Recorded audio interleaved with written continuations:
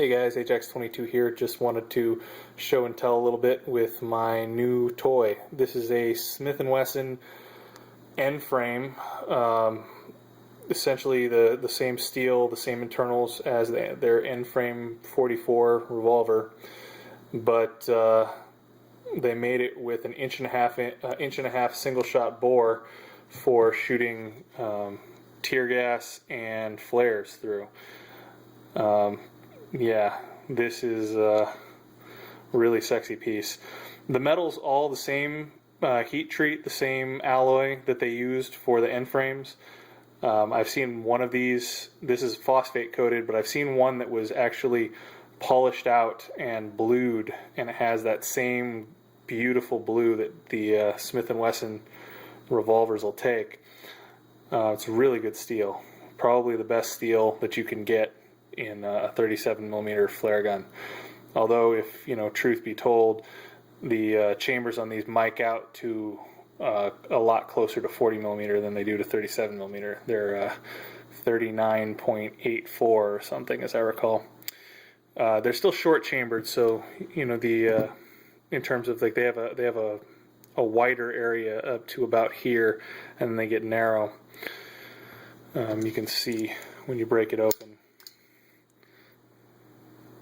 that there's a step that's milled into them. So these won't shoot 40mm grenades. That said, the steel is good enough if you wanted to file your destructive device permits and hone the inside of this out and cut a couple of twists using a rifling machine. It absolutely could hold up to it. There's no qualms, no question. These guns are really well built. It's sort of a strange thing that they ever did get built. I mean, it's an N-frame trigger, double action or single action. Has a great break. Takes the N-frame grips. These are a little bit chewed up, but these had a hard life. It's a really neat piece. Basically Smith & Wesson in the mid 60s. And forgive me if I'm misquoting history, but my understanding is that they acquired the Lake Erie Chemical Company, the guys that made those really interesting pen guns that fired the tear gas back in from the 20s onward, and they came out with this as sort of a transitional product that allowed the same manual of arms between their revolvers and their gas gun line.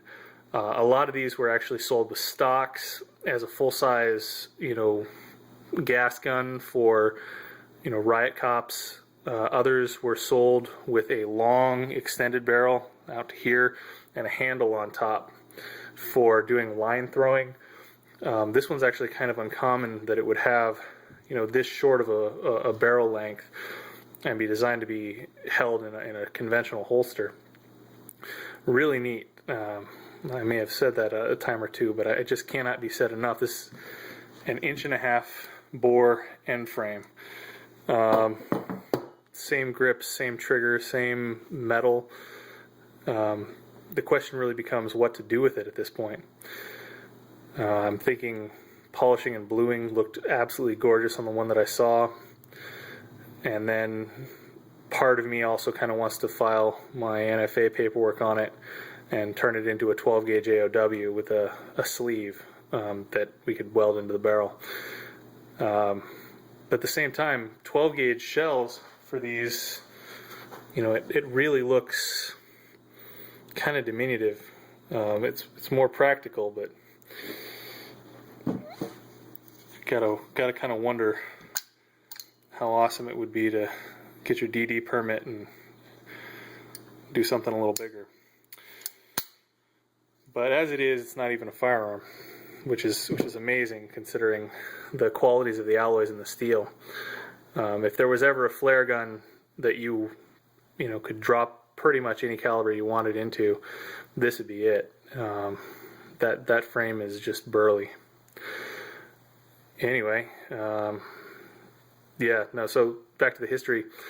When Smith & Wesson came out with this, it was essentially so that they could have the same feel between the gas gun and the pistol, and it proved to be a really good move for them because, you know, as you can recall, during the later part of the 60s, there was a tremendous business between local municipalities and various agencies in terms of purchasing large amounts of tear gas and anti-riot munitions. I mean, if you were a hippie, you know, getting shot in the face with tear gas in the 1960s, this was really the absolute Cadillac of gas guns that it could have been done with. Yeah, and a fairly decent quantity of them were sold. It was still a more expensive option than a lot of the war surplus stuff that was coming out of Fed Labs. As I recall, Fed Labs was pretty much remarking the British Webley 37 millimeters as gas guns and then selling the surplus off to various departments and institutions.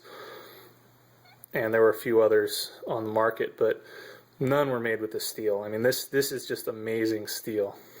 I'm going to see if I can